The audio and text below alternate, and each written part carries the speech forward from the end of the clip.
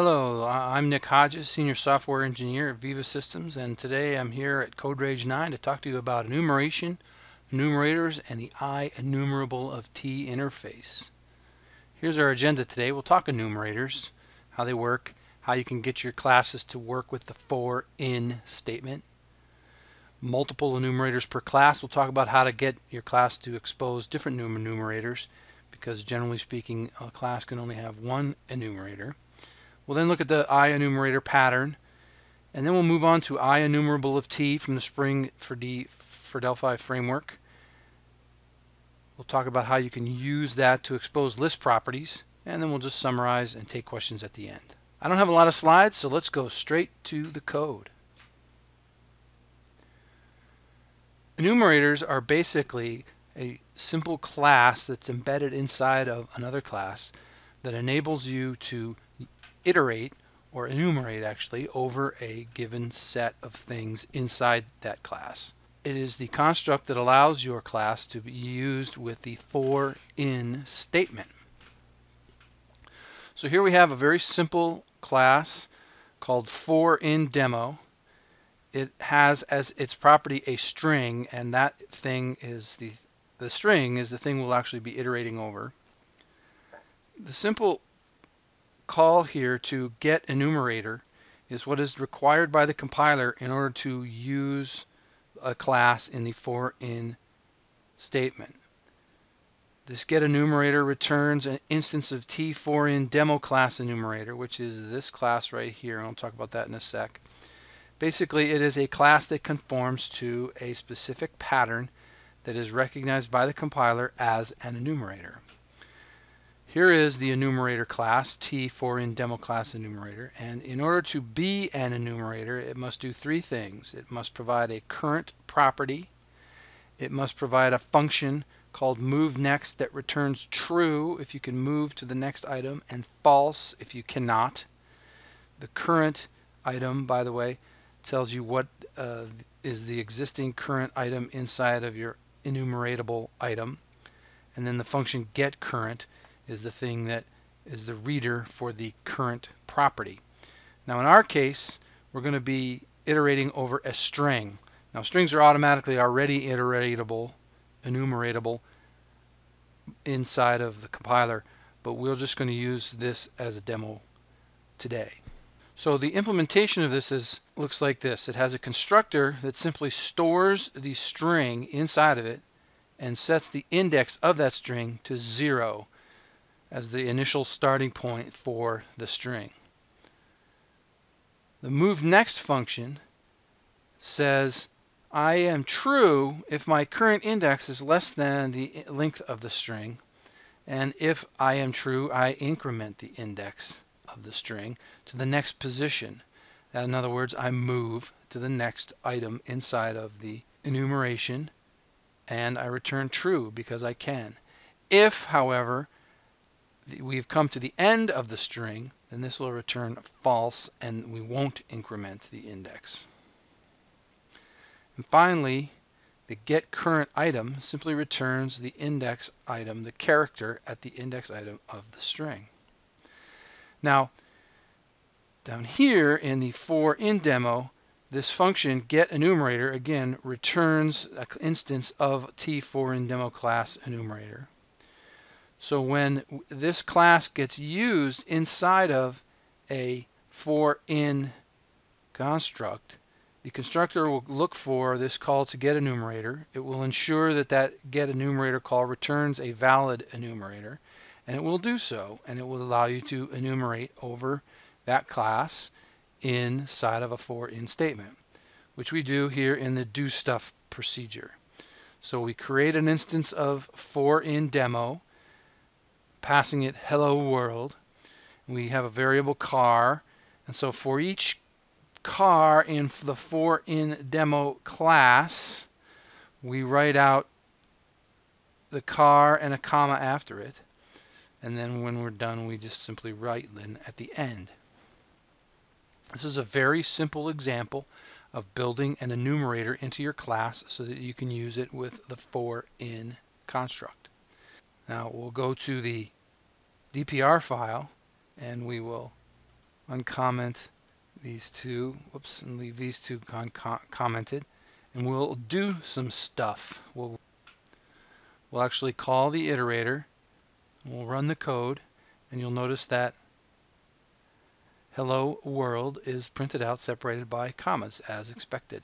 Each individual character has been enumerated by the enumerator. In this next demonstration, we'll show how you can have more than one enumerator in a given class. The construct, of course, requires a single call to get enumerator, and that means that, strictly speaking, a class can only have one call to get enumerator, and thus only one enumerator. But there's a few tricks we can do in order to give a class more than one enumerator. For instance, I've declared two enumerators here. One is a reverse enumerator, which, if you'll look at notice the implementation, simply starts at the length of the string, i.e. the very end, and then when it moves to the next, it backs itself up through the string. Instead of going from the front end of it to the back, it goes from the back to the front. So you end up with an enumeration that reverses the given string. And here we have another enumerator that descends from the actual first enumerator we just looked at in the previous demo and overrides the getCurrentCharacter function, simply calling the uppercase on the inherited version of the getCurrent function, and that should return an uppercase character for any given character in the enumeration. In order to expose both of these enumerators in a class, we need to create these small proxies. These proxies are classes that have a call to get enumerator that return the proper enumerators that we've decided for them. So we have a T reverse enumerator proxy that calls T4 in demo class reverse enumerator. We have T uppercase enumerator proxy, which when get enumerator is called returns a 4 in demo class uppercase enumerator.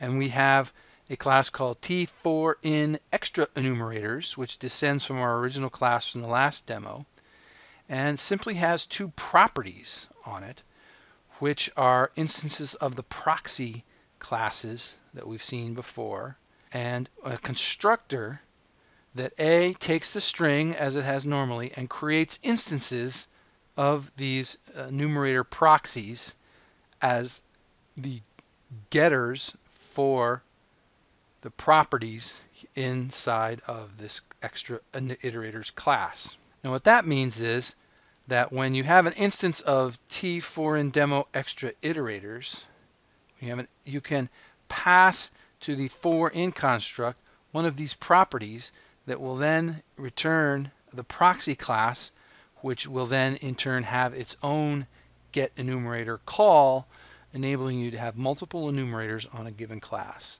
So the for in demo itself has a regular old front to back, start to finish enumerator built into it, but it also has as properties an enumerator that does uppercase, and an enumerator that reverses the string that's passed into the constructor of this class. So when we do stuff here in our function call, procedure call, you'll notice that we have a character variable and a for in extra demo variable of the type containing these two properties, and we simply call for C in the instance of the class as uppercase. This is the thing that's going to be iteratable and enumeratable. And it once again writes out each individual character with a comma in between. And then we do the very same thing for the reversed string. So when we go over to our view source, we will uncomment this method, this procedure. We will run it, and we should see two separate things. One is greetings, all uppercase, and the other one is sknickerig, however you might say that, which is obviously greetings backwards. Thus, that's a technique you can use to have more than one iterator enumerator for each individual class that you might have. For this next demonstration, we'll do something a little interesting in that we'll just tease out a pattern for this and create an interface that based upon that pattern. Now whenever, I don't know about you, but whenever I hear, oh, this class has to have a getCurrent, a moveNext, and a current property, I am moved to create an interface based upon that pattern that is required by a specific construct, language construct. And in fact, that's what I've done here. I've created an IEnumerator of T where the getCurrent call returns that type, the current property is of that type, and there's a method called there's a function method called moveNext that returns Boolean. Now, this is a very similar construct to a declaration in the system unit, but I've done it here for the purpose of illustrating how you can use an interface to create an enumerator as opposed to simply a class. This enables you to expose your enumerators as an interface rather than a class itself. So I've created a string enumerator here, which descends, of course, from tinterfaced object, which does all the reference counting for the interface. And I've declared an IEnumerator of type car. So from there, everything should look very, very familiar. I should keep track of the index and the string internally. I call getCurrent, which returns the current string index. I trap the string, capture the string that's passed in the constructor, and set the index to the beginning of the string. Actually, I set it to 0, and it'll be incremented when upon the first call. Just a subtle difference there. And moveNext, as you notice, will return a result of the index being less than the length of the string, and the result is true if we can increment. If the result is true, then we do increment the string to the first index and each subsequent index. Now, here's a class that exposes that getEnumerator as a interface. Here's the call to getEnumerator, and you notice that it exposes an IEnumerator of car as opposed to an actual class that implements that. Again, this is a internal compiler magic technique that requires a certain pattern be exhibited by the enumerator. And the class can do it, or in this case, our interface can do it. This enables us to, for instance, return various different types of enumerators depending upon settings that you might have inside of your class, as long as that enumerator conforms to the IEnumerator of T pattern described by the interface. So here we have more do interface stuff, which simply creates an instance of T interface enumerator demo, passing in goodbye world as the string, and it iterates over that interface enumerator class, again, once again writing out each character with a comma in between, and it frees the class, of course, when it's done. So here we go for do interface stuff. We'll once again go back to the DPR file, comment out this, comment out that, and uncomment that, and we will get goodbye world with commas in between. Now this pattern enables us to provide another way for providing more than one enumerator for a given class. You might have multiple enumerators internally to the class, say a enumerator factory that might produce an enumerator that implements this interface, allowing you to have more than one enumerator based upon the single call to get enumerator, allowing you to get whichever enumerator you wanted to, as long as that enumerator implemented the IEnumerator of car interface. Okay, so that's cool. We can now create classes that are usable with the for/in language construct. They can enumerate over the elements inside of a given type. In our case, we've been using string, but certainly you could use any kind of list item that allows you to manage a collection of things, such as even an array. But what gets really cool is the notion of being able to control specifically which elements inside of a given list or string or any type of enumerable item can be returned, should be returned. For instance, you may have a list of numbers and you want to produce only those numbers less than 7, or only the even numbers, or only the odd numbers.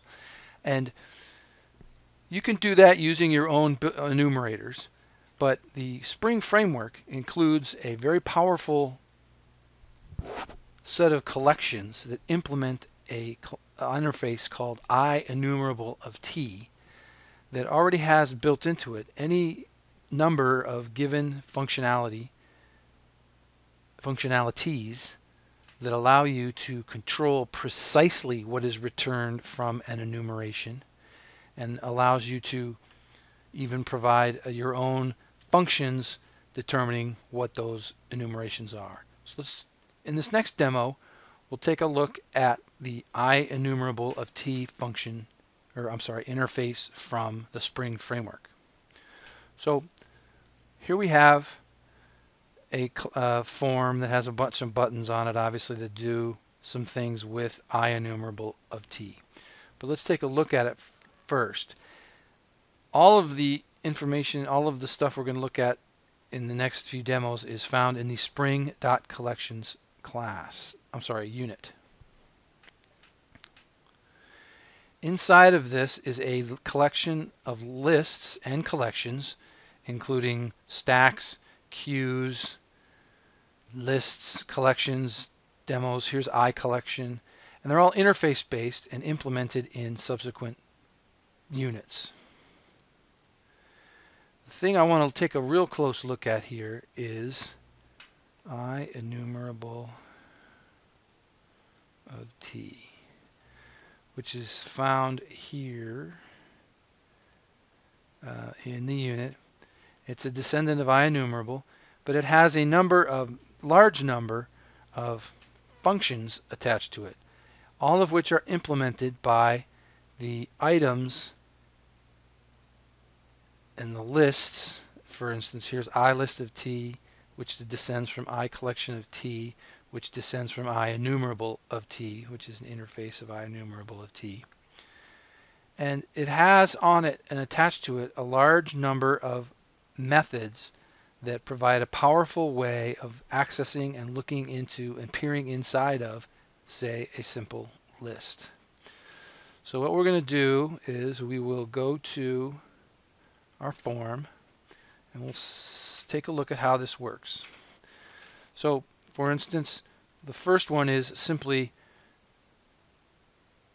how we set things up. We'll take a look first at how we set things up, excuse me. So we have a form create event that simply takes a list, an iList of T, calls the T collections class to create a list of T integer string pairs for us. This T integer string pair, the T integer string pair is declared up at the beginning of this unit as a T pair of integer and string. What we do down at the bottom is we pass in the actual integer and then a string representation of that integer. 1, 1, the number 2, the word 2, the number 3, the word 3, as such, up to 10. And it just provides a simple list of items that we can iterate and enumerate over. So for instance, we take the list, we clear the clear call here is to clear the memo out. And we have a pair variable, which is an instance, a variable of T integer string pair. And for each pair in the list, we just simply add the value of the list. Remember, the list is T integer string pair has the T pair has as part of it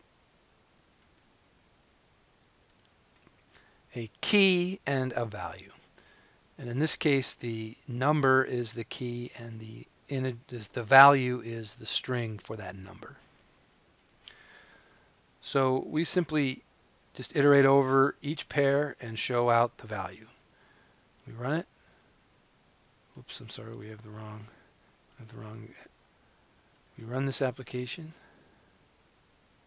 Press this, and you'll see it lists out the values 1 to 10. However, if we press this next button, you'll notice that it runs the where enumerable call and produces only the even numbers. Let's take a look and see how that is done. The call to where on the list takes a single predicate. Now, a predicate is an anonymous function that takes a single parameter of the type in question and returns Boolean, true or false. And in this case, it's going to determine is the item to be returned or not.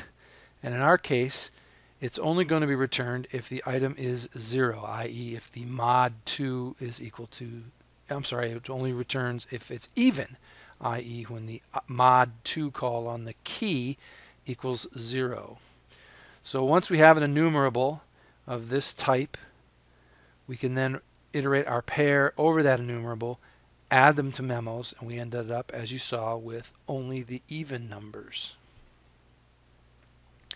IEnumerable has much more, however. Let's continue looking at them. The next one is skip. This one allows you to skip the first 7 items in the list and return everything that occurs after 7. Let's see that in action. Skip enumerable returns only 8, 9, 10. It skips the first 7 items in the list. This item, skip while, will allow you to again pass in a predicate that determines how long you should wait and how many items you should skip before you start producing items. And again, this is a simple demo. You can imagine you could say skip everybody who has a salary less than something like this inside of a collection of employees. But this is a simple example of skip while the predicate returns true. So in this case, we're going to skip everything less than 5. So when we run it, our skip while less than 5 returns all the numbers that are, we skipped all the numbers less than 5, and everything 5 or greater is returned. The take enumerable says take the first 7. In this case, we take those. Take enumerable returns the first 7 items, which allows us again to have complete control over how many items are returned if we want to. The take while, again, takes a predicate that says take them while they're less than 5. Has a predicate here.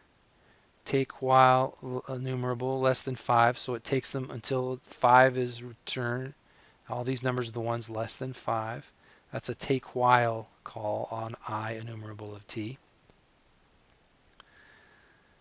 We can concat 2 lists together. This temp list call here is called create another list, which returns 11 through 15 and adds 11 through 15 in our list. And we can concat those 2 lists together, enumerate over them, and show 1 through 15 in our window. Concat the 2 lists and we get 1 through 15. So it enables you to take 2 enumerables and put them together into 1 enumerable, as you see here. The next item picks the first out of the list. You can pick the first or the last. Here's the first item, 1. The last one is 10. Very simple call. You simply call that on the list, and it returns a specific pair, and you can show that out. We can say, give me the 4th element. And in this case, it's 0 based, so that'll be 3. Get the 5th, it should say 5th element, I'm sorry. Element at 4, it should give 5. Excuse me, I was backwards there. It's 0 based, so you should get the 5th element at a particular item. You should the IEnumerable t has the smarts to find the minimum and maximum values of a given set of items. So here's the minimum 1, the maximum of 10.